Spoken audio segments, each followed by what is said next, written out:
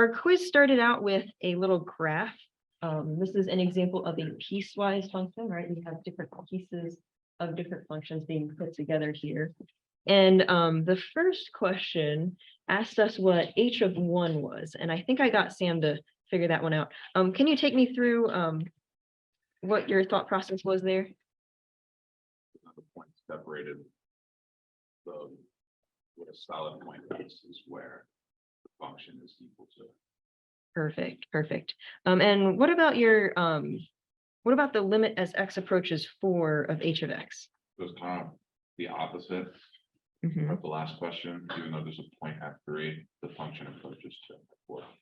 Perfect. Did I not get you your quiz? Oh my gosh, I'm forgetting your name. Daniel. Right. Yeah. Okay, and then I'm forgetting where I got to the PUD and the E names. Can you remind me your name? Sorry. Elliot. Okay. Yes. So Elliot wrote up the last 3. And I'm actually going to zoom out here so I can see the question and the picture here. So do you want to take us through the limit as x approaches 3 from the left of our function? It's not actually the dot, just goes down further. Mhm. Negative infinity. Perfect. And what about the limit as x approaches 1 from the right? And then pushes the way the one side of that two. Mhm. And then the limit as x approaches 1 of h of x. It's actually the one that makes that the same value. So Perfect, right? So the limit from the left is different from the limit of the right, so that's why it doesn't exist there. Any question? Oh, yeah. Why is the both sides looks like negative infinity, positive infinity on the right? So are you talking about the last one? No, D. B. B, okay. The limit as x approaches 4. Okay. So you're asking like, why is it 2 even though it's something different at 2? Is that what you're saying? No. Or it's not, Why is it 2 even though it approaches like different both ways, like one going to negative infinity and one that going to positive? One going to negative infinity, one going to positive infinity? Yeah, it's m of x as x approaches 4, and from either side the. Oh, I'm looking at the wrong thing. Oh, okay. Why don't we do the left and right limits then? So why don't we go from the left? So the limit as x approaches 4 from the left of f of x, right? Okay. So when we're talking about the limit from the left, let me get my sheet of paper. We're just ignoring everything on the left-hand side, right? Or everything on the right-hand side. And we're kind of asking ourselves what we expect our function to be when x equals 4 if we didn't even see what happened at 4. Okay. So here's x equals 4. And let me zoom in a little bit. Okay. So here's x equals 4. What would, based on the leftmost previous behavior, what would you expect the y value at x equals 4 to be? 2, right? Definitely we would expect it to do that, even though the function doesn't do it, right? So that has to be 2, right? Okay, now let's go from the right. The limit as x approaches 4 from the right of h of x. Okay, so this is doing the same thing, but we're moving everything to the left. Based on the behavior from the right and x equals 4 here, what would we expect the y value to be here? 2, right? So this would definitely be 2. Okay, so the reason why the function is, or why the limit of the function as x approaches 4 is 2 is not because of whatever the function does exactly at 4, but it's because what we expect it to do from the left and what we expect it to do from the right are the same. Does that make sense? Mm-hmm. Yeah, I feel like graphical limits are like kind of a hurdle to go through. They get easier as time goes on, but I always like to just do the left, do the right, and see if they match. Okay. Any other questions on number 1? Right? let's flip our page over. I got Liam to write up his answer for number 2. Do you kind of want to take us through your thought process here? So I plug one in the function. Mm-hmm. And go to zero. Mm-hmm. So you have to factor it. Mm-hmm. If I factored it, I got 2x plus 1, x minus 1, Mm-hmm. x minus 1 on top and on bottom. So you cancel it. And then you flip the 1 again. Which is 1. Perfect. Any questions on what Liam did here? Perfect. Does anyone want to see the factoring process, or are we all good? Okay. If you have any questions about the factoring, just let me know after class, but I think we're pretty good on the quiz. Any questions? All right, so just to briefly kind of go over what we've been doing so far. Now on the quiz, we've done a lot of graphical limits, and we did talk about some of those limit laws on the second problem. But the limit laws were able to made us able to solve limits without actually having to graph the functions and figure out what happened on the left, figure out what happened on the right. Made us a little bit easier. After a bunch of work, we figured out that if we had, for example, a polynomial, we could just plug our number into the polynomial and get our limit, right? We talked about rational functions. There were 3 types of rational limits. For example, if we just plugged in our function and it turned out to be 2 non-zero numbers or 0 over a number, we could just plug in our number. If we got 0 on the bottom, our function or our limit did not exist. And if we got a 0 over 0, we had to kind of do the process that we had to do in the quiz, or do the funky multiplication that we talked about on Friday. Okay, now we talked about another type of way to solve limits involving especially sines and cosines, because sine and cosine have this cool property where we know that they have 2 boundaries that are really easy to work with. In particular, sine and cosine can't be less than -1, and it can't be greater than 1, right? They're kind of bounded by those 2 lines on the graph, okay? And we also figured out that, okay, if I take the sine of anything, it doesn't have to just be x, it can be 5 over x, for example. We know that the sine of whatever that is going to be greater than -1 and less than 1. Okay, same with cosine. Okay, and we were able to use that information to solve limits that look like this, where we had x squared times the sine of this crazy thing plus 1. Okay, when we plugged in 0, didn't really work. But we started out with the information that we knew. We knew that -1 and 1 bounded the sine of anything, and we put 5 over x in the middle because we wanted it to match our question, okay? Then to make our inequality look a little bit closer to our problem, we multiplied everything by x squared, and we added everything by 1 to get something that looked very close to our function, okay? Once we were there, we could take the limit of every single part of our inequality, and we figured out that our limit is between 1 and 1, and the only number between 1 and 1 is 1. Okay, so that's how we figured out this problem. This is an example of something that we call the squeeze theorem, okay? Because we're squeezing our function in between 2 numbers. All right, why don't we go through a cosine one? I'll actually go through this one with you because I feel like it's been a while since Friday. So let's go through this one. Okay, remember with the squeeze theorem, we always kind of want to start knowing that the cosine of something is less than or greater than -1 and +1.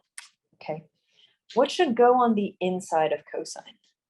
Michael? 7 over x. 7 over x, right? We want to make our function look like the question. Okay.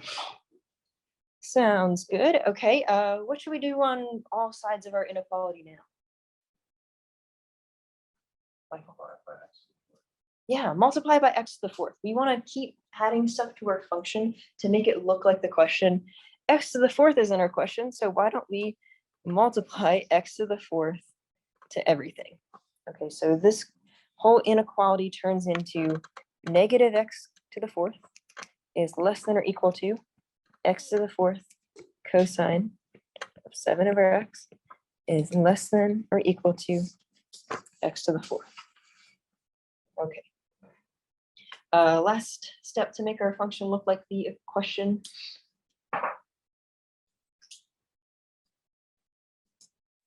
Add two. Add 2, right? Add 2 to everything.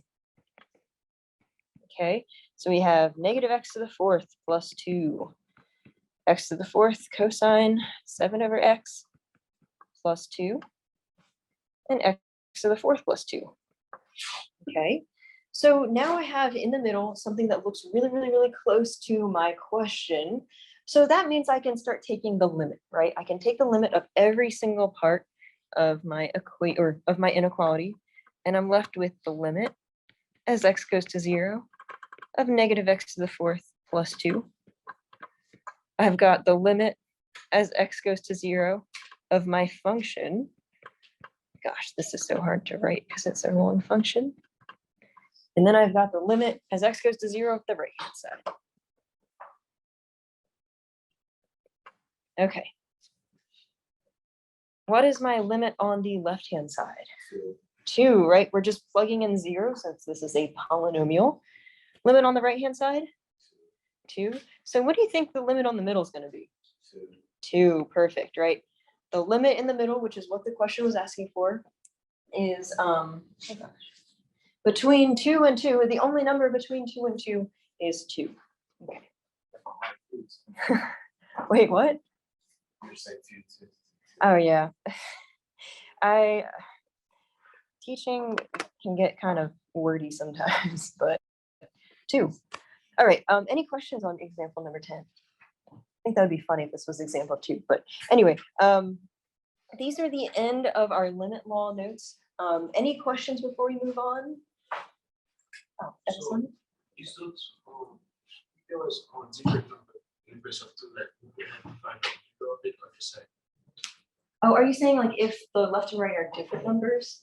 Yeah, if they're different numbers, I'll tell you for my class, when I set up a problem like this, if you get 2 different numbers, you're probably not doing, you might want to just check your work. If you get 2 different numbers, you can't apply the squeeze theorem. Okay, so you got to do something else to find the limit. Nice question. Any other questions? All right. So I think it's about time to start a new set of notes. We're still going to be talking about limits. We're going to be talking about how they appear on graphs. And we're also going to be talking about a very different type of limit. Okay. So notes kind of look like this. Oh, not anymore. Here we go. All right. We're going to start talking about a new section. I kind of made a mistake when I figured out what to teach first. I think in the textbook, I skipped a section, but we're going to go back to that section a little bit later. So don't worry that we're skipping over continuity. We'll come back to that.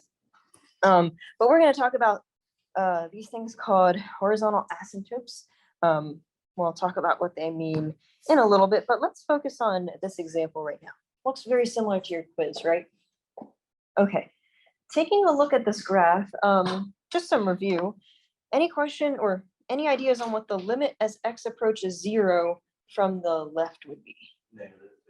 Negative infinity, right? As we approach 0 from the left, the graph on the left of 0 is definitely going down, down, down to negative infinity. Perfect. Okay, so we definitely can have some limits involving the sign infinity, right?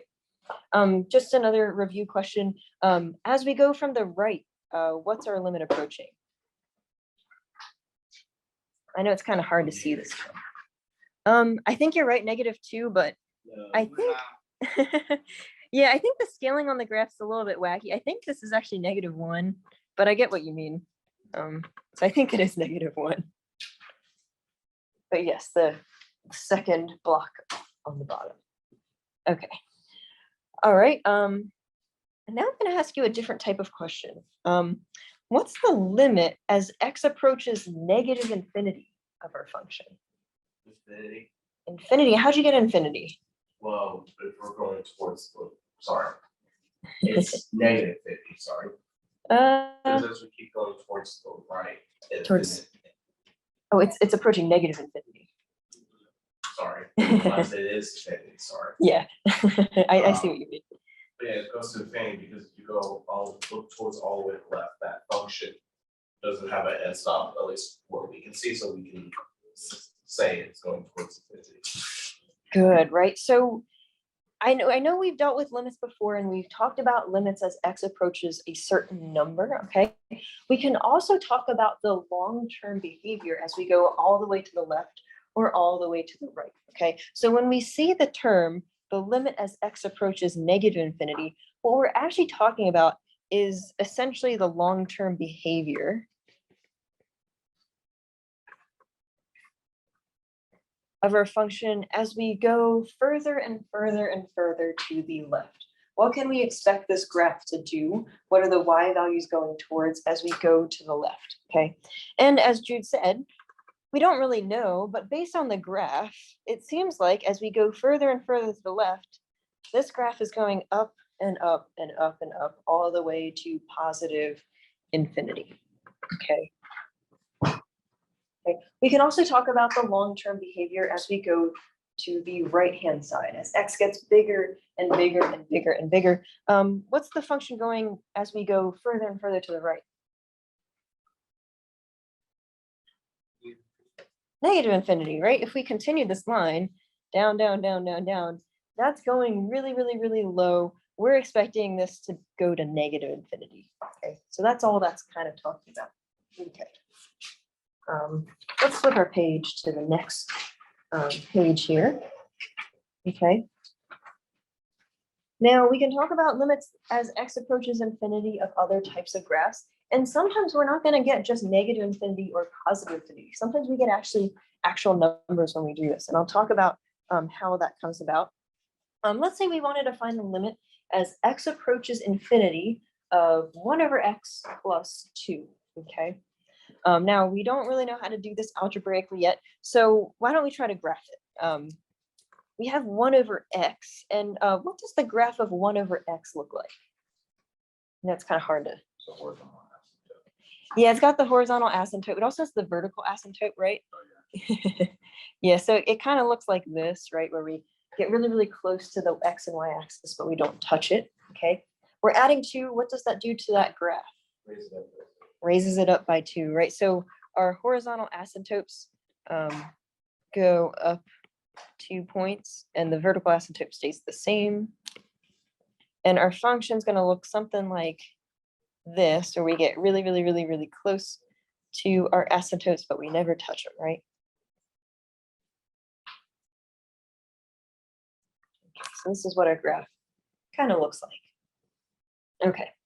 Now I'm going to ask you a few questions before we start talking about what the limits of this function turn into, okay?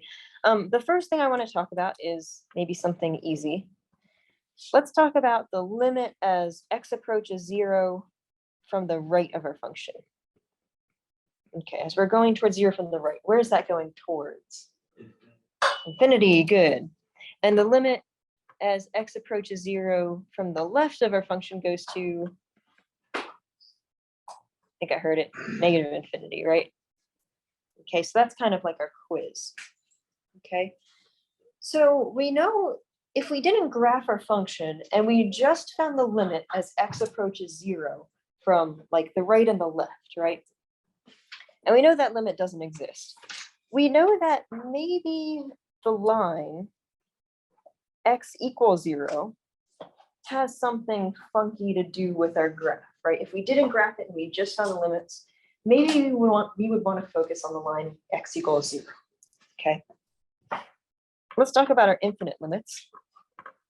What's the limit as x approaches positive infinity of our function?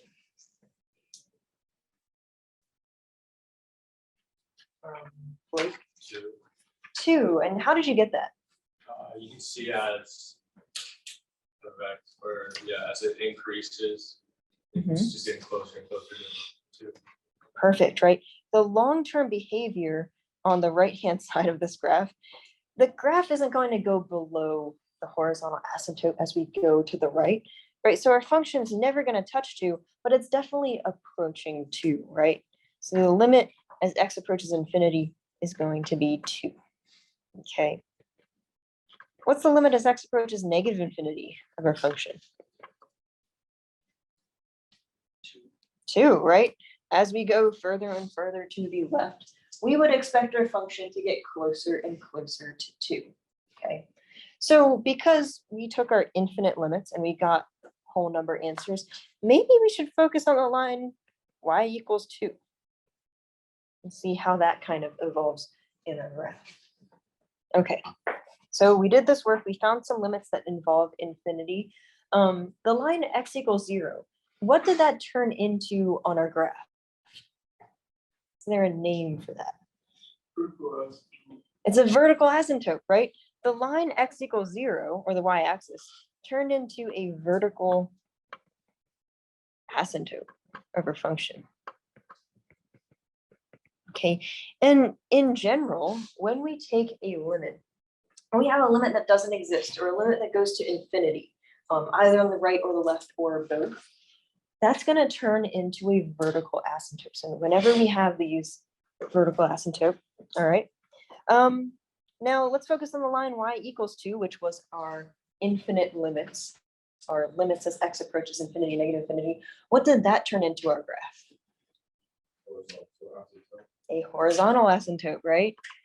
So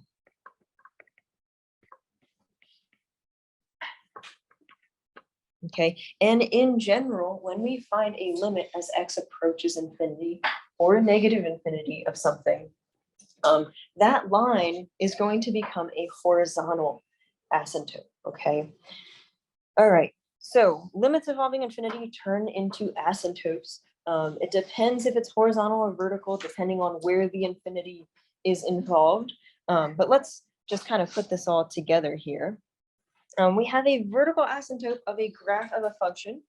If we take a limit as x approaches any number from the left or the right, and we get plus or minus infinity, okay, so either from the left or right, and we get positive or negative infinity, or maybe the whole limit goes to positive or negative infinity. Whenever the answer to a limit is positive or negative infinity, it's a vertical asymptote, okay? Next, we talk about horizontal asymptotes. Horizontal asymptotes are the numbers that come across when we take the limit as x approaches positive infinity or the limit approaches negative infinity. Okay.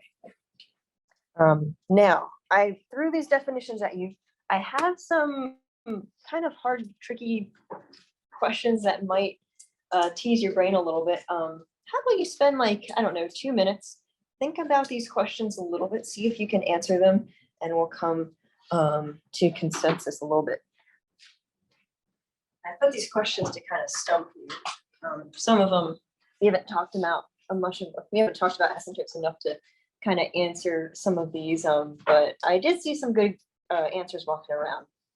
Okay, let's talk about these. Now, I'm not going to throw you philosophical questions on like a test or quiz. Maybe the last question, but let's talk about some of these. So let's talk about horizontal asymptotes. Those are the limits as x approaches infinity, or the limit as x approaches negative infinity. What's the most amount of horizontal asymptotes a function can have? One. A lot of ones. Anything more than that? I mean, it's one function, so it should not be. Okay. Let's try this. Can you give me an example of a function that has no horizontal asymptotes? X squared. X squared. X squared is a good one, right? So that one looks like this, and well, those limit as x approaches infinity is infinity. The limit as x approaches negative infinity is also positive infinity. There's no horizontal asymptotes there. Okay. How about this one? Why don't you give me a function that has one horizontal asymptote?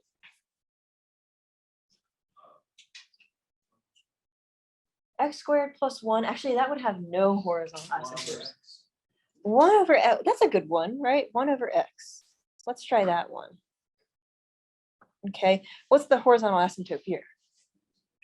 X equals 0, or y equals 0, right? All right. Can someone give me an example of something that has 2 horizontal asymptotes?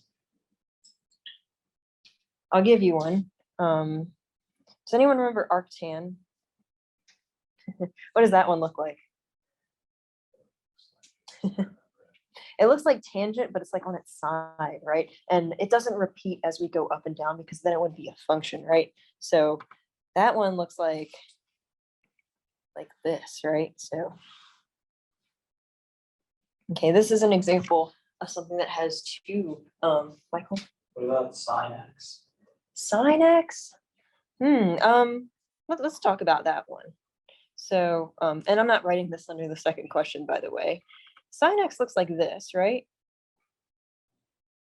Now, sin x is bounded by -1 and 1, which is good, but are -1 and 1 horizontal asymptotes? No, right? Because it oscillates between -1 and 1. This is an example of something that has no horizontal asymptotes. So that's a good observation. Yeah, arctan is an example of something with 2 horizontal asymptotes.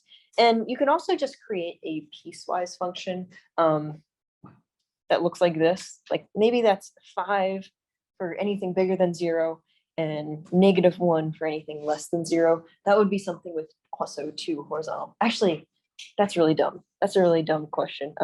Sorry about that. Maybe something that approaches 5 on one side and approaches -1 on the other side. Okay, so yes, we can have 2 horizontal asymptotes. Okay. But that's the most, can't have anything more. All right. All right, so 2 horizontal asymptotes, you get the limit as we go to the right and the limit as we go to the left, but we can't have anything more. Okay, any questions on this question here? All right, can someone tell me the most number of vertical asymptotes a function can have? It's infinite, right? We can actually have an infinite amount of vertical asymptotes. Can someone give me an example of a function with an infinite amount of vertical asymptotes? Oh. I got tangent. Anything else? Yeah, tangent is something with a bunch of vertical asymptotes, right? We've got the tangent function that approaches, what is it, pi over 2? I haven't dealt with trig since pi over 2, yeah. And then we've got another vertical asymptote as the function repeats, and it actually goes on and on and on. And there are actually an infinite amount of vertical asymptotes here. Okay. All right. Can a function not have a horizontal asymptote? Yeah. Yeah, right? Like x. Y equals x definitely does not have a horizontal asymptote, right? Okay. So even though horizontal asymptote is defined as like the limit as x approaches infinity and the limit as x approaches negative infinity, if those limits are infinity, then we don't have horizontal asymptotes. So yes, a function cannot have a horizontal asymptote. Okay. And can anyone give me an example of a function with 4 vertical asymptotes? Maybe like an equation of a function. X equals 1 over x, all in the denominator. This what I'm about to say, all in the denominator times parentheses x plus 1 times parentheses x plus 2 and x plus 3. Perfect. So if you're ever asked to construct a function which has how many vertical asymptotes, all you have to do is make sure you have a rational function, maybe 1 over something, with a bunch of zeros in the denominator. So x plus 1, x plus 2, x plus 3 create zeros of our function that we can't touch because we can't divide by something that's 0. Okay. So for example, if you were asked to give a function with, I don't know, 2 vertical asymptotes, you would do the same thing. You would do x minus 1, x minus 2 in the denominator. Okay, same sort of thing. Okay. All right. Any questions? Oh, Troy? So can vertical asymptotes actually be created in They can't, there's actually other ways to make a vertical asymptote. For example, tangent, right? That's another way to make a vertical asymptote. But more commonly, you're going to see vertical asymptotes come up by these rational equations. Yeah, but good question. Any other questions on these? Okay. The only question I would probably ask you on a test or quiz is probably the last one. I'm probably not going to try to trip you up with these tricky theoretical questions. I'll save that for your analysis class when you take that. All right. Let's go on to example number 3. This is a more like realistic, practical example of the definition of a horizontal asymptote. Okay, let's say we were asked to find the horizontal asymptotes of some sort of function. Okay, all we're gonna do is apply the definition of a horizontal asymptote, which is the limit as x approaches negative infinity and the limit as x approaches positive infinity of our function. Okay. Okay, so that's all that's telling us to do. Okay, now there's actually a way to do this algebraically, but we'll talk about that later. Why don't we just graph our function and see what happens? Okay, I'm going to sketch a little graph. This is going to look like 1 over x, but how is this going to be translated? So it's the graph of 1 over x, but what are we doing to it? I was moving to the right. Yeah. Yes, it's moving to the right too. Good. So 1, 2, we've got this. We've got another asymptote here. Okay, and it's going to look like something like this. Okay. Okay.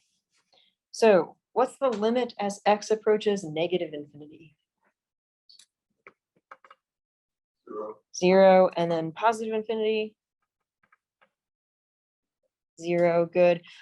It doesn't really matter that the limits are the same, okay, so they don't have to match, and we'll see that in the next question.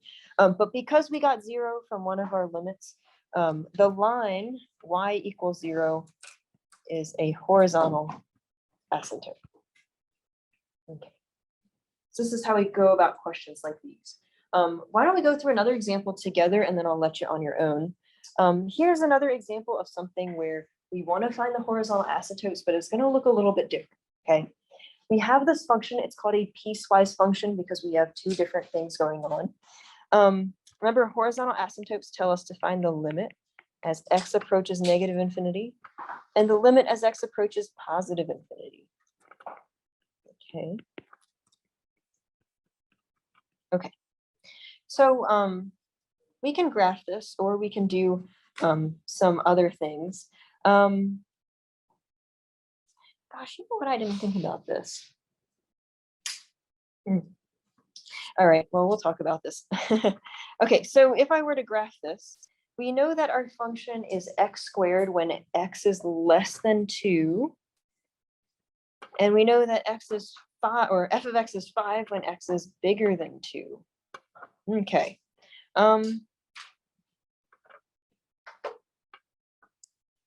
Okay, so I guess when x is bigger than or equal to 2, we're going to have x being y equaling 5. So our graph is going to look like this. Am I filling in the circle or not filling in the circle? Filling in, good. And from the left of 2, we're going to be x squared. So x squared when x is 2, I guess is 4, but I'm not going to fill in that circle.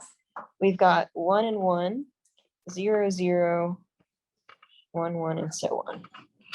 So our graph is going to look like a little parabola before 2, and then after 2, it's going to look like a straight line. Okay. Okay, so we haven't talked about limits that look kind of like this yet, but as we approach negative infinity, what's the function that we're focusing on? Are we focusing on x squared, or are we focusing on 5? X squared. On x squared, because to the left towards negative infinity, we're dealing with things that are less than 2. So this is really the limit as x approaches negative infinity of x squared, right? Okay, and what is that limit? Positive infinity, right? It's going up to really, really high numbers. Okay. So because we did that, there's really no horizontal asymptote associated with that limit, so we're good. Okay, let's talk about the limit as x approaches positive infinity. Are we focusing on 5 or x squared? 5, right? Okay, and what's that limit?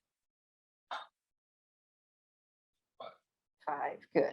Okay, now since we got something that wasn't infinity or negative infinity, this is actually a horizontal asymptote. And I know, and now I'm thinking about it, it doesn't look like an asymptote on the graph, but by the definition, of a horizontal asymptote, the limit of as x approaches infinity, the limit as x approaches negative infinity. This is actually a horizontal asymptote by the definition that we were given, right? It doesn't look like something that the graph is getting closer to and not touching, I know.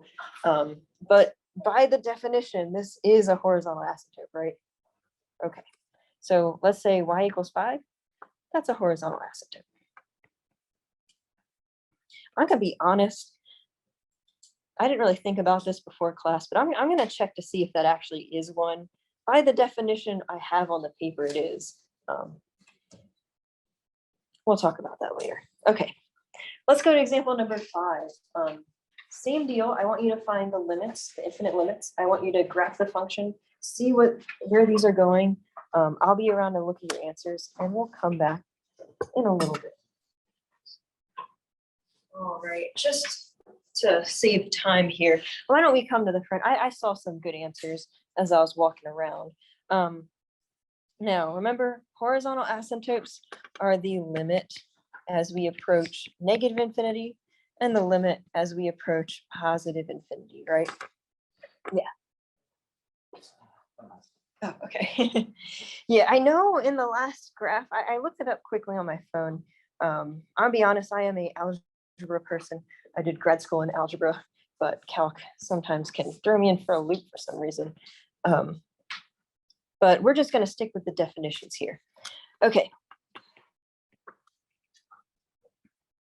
Let's say we want to graph the function first.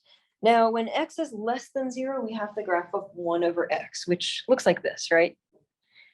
When x is bigger than 0, we have the graph of x, which has a filled in circle at 0, and it kind of goes up diagonally like the graph of x, right? So this is what your graph should look like. What was the limit as we approach negative infinity? 0. What's the limit as we approach positive infinity? Infinity, right? So what's my horizontal asymptote? 0. On WebAssign, I think you might have to write y equals 0 as your horizontal asymptote, Michael. So are you asking for example 4 or example 5? Number 5. Oh, okay. Yes, a function can touch its vertical or its horizontal asymptote from the right. The graph is getting closer and closer to 0 on the left-hand side. Horizontal asymptotes talk about the left and right-hand long-term behavior. So anything in between the function can touch.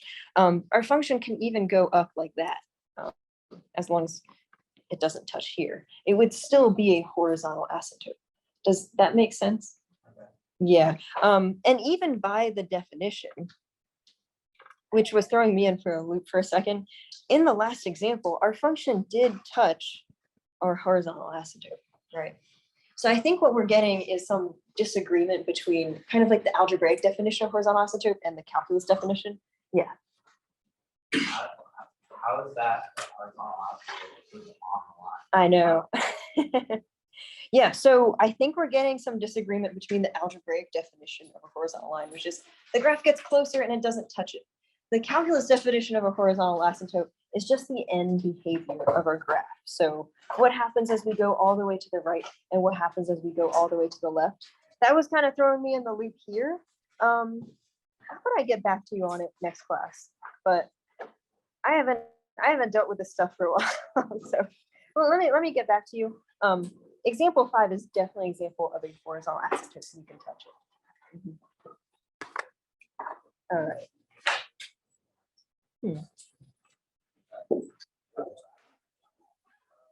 Oh, yeah.